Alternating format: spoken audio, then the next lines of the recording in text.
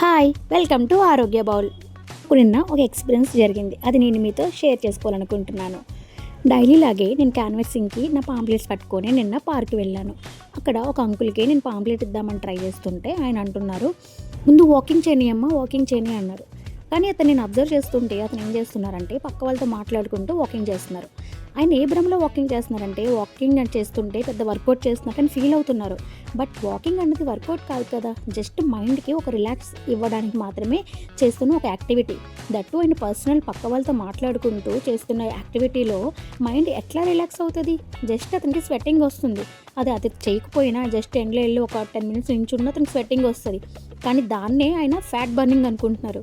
But అలాంటి వాళ్ళు చాలామంది ఉంటారు. కానీ అతను చూసినప్పుడు అలాంటి వాళ్ళు చాలామంది ఉన్నారని నాకు అర్థమైంది. నాకు ఈ స్టోరీ మీతో షేర్ చేసుకోవాలనిపించింది, చేశాను. సరే, ఎందుకు దోశ ఎలా ఉంది కిందన కామెంట్ చేయండి. Thank you.